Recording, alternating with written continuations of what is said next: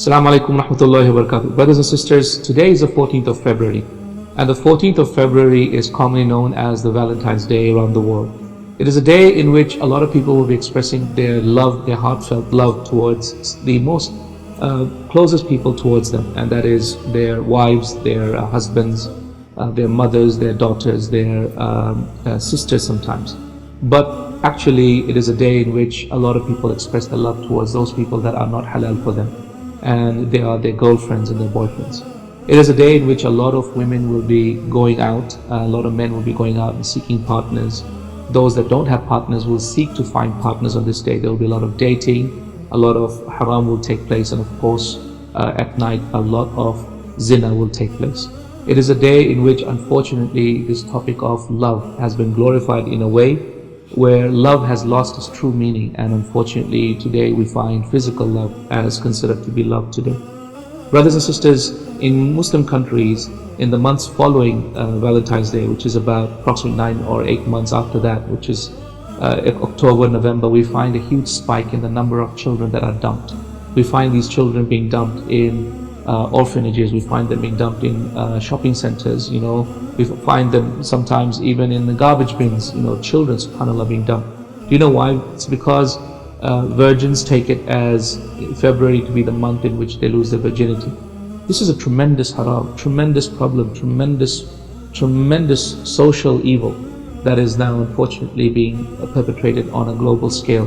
My brothers, my sisters in Islam, those who are falling into love for the first time, fall into love in the right way. Don't make the love that Allah subhanahu wa ta'ala creates in your heart a means for you to lose the love of Allah subhanahu wa ta'ala. Don't replace the love of Allah subhanahu wa ta'ala, that is the real reason why you were created, with the love of a human being, be it a special human being, but to express that love in a way in which Allah subhanahu wa ta'ala has not permitted you. Get married, and get married early, and seek the permission of your parents to try to get married early. And even if you don't have enough wealth, then Allah subhanahu wa ta'ala will give you wealth. My brothers and sisters in Islam, zina is a very evil deed. It is that a person who is not related to another one legally and not bound by marriage, that they actually sleep together and they procreate, and in a way in which Allah subhanahu wa ta'ala has not allowed. The Prophet ﷺ told us that zina is a terrible crime. Ibn Qayyim rahimahullah mentions so many problems with a person who commits zina. Number one, a person who commits zina, adultery, betrays the trust that Allah has given him. He betrays the trust of his family, he betrays the trust of his wife, of his children. He breaks the ties of kinship. He loses the nur and the happiness that's on his face. He is filled with alienation from people. He loses chivalry. He loses any level of jealousy in his heart. He has no more self-respect. He loses the title of a believer. A person who commits zina is no longer considered a believer. That person is only a Muslim, but at the time of committing zina, he has lost his title of being a believer, and he will never ever be known as a believer unless and until he sincerely repents. My brothers and sisters in Islam, zina is a terrible crime. The Prophet ﷺ said in an authentic hadith that Jibreel and Mikael took me by my hand in my sleep and took me to a place where I saw people that were naked and being burnt in a furnace. And a huge furnace was lit, and these naked people were being burnt there, and the fire would come up from the bottom, and then every time the fire would come out, would burn the people, and then the people would be reformed again, and then they would fall back into the furnace again. Who are these people? Jibreel and Mikael ﷺ said that these are the people who committed zina in this dunya. This is how they have been punished in this world. Look at the punishment of Allah Azza wa Jalla and the seriousness of what Allah subhanahu wa ta'ala says about zina in the Quran. Allah subhanahu wa ta'ala says, ولا تقربوا الزنا إنه كان فاحشة وساء سبيلا. ولا تقربوا الزنا, do not come near zina. إنه كان فاحشة وساء سبيلا. It is a evil deed, a very, very filthy evil deed, and it leads a person astray in the evil path. ولا تقربوا الزنا, Allah says, do not approach zina. What does that mean?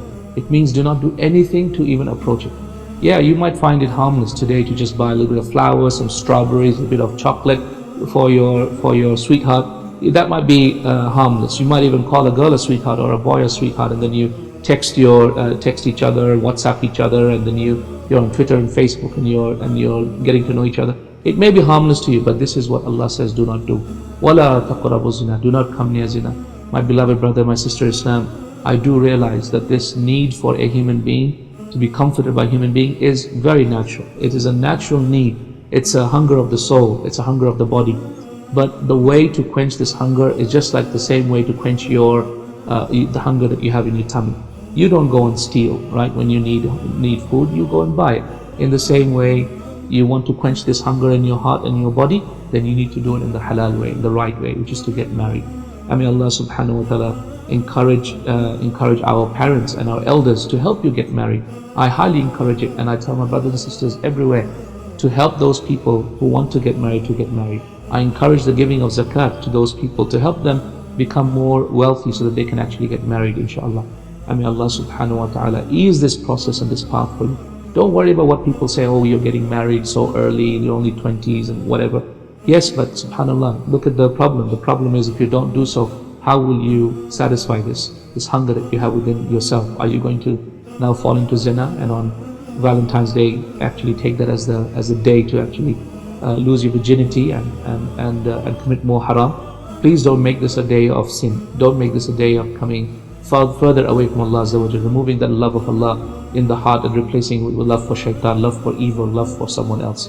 Ya ikhwati, my brothers, my sisters in Islam, stay away from zina, stay away from this haram. May Allah subhanahu wa ta'ala save me and you and everyone else who is listening to this, and all Muslimin in all Muslim countries and non-Muslim countries. May Allah subhanahu wa ta'ala save us all from zina and help us to find a means of quelling our needs in a halal way. Jazakumullah khair. Assalamu alaikum wa rahmatullahi wa barakatuh.